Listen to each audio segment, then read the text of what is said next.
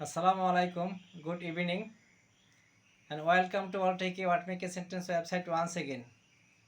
Yes, Priya, you have to forget me because I'm not comfortable person for you.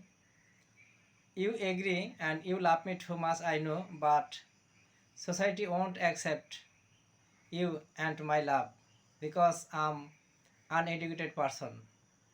If I want to love you, it will be one kind of crime. That's why I telling you again and again, please forget me and get married. Which boy want to marry you and your parents chose whose chose your parents. You can get married him.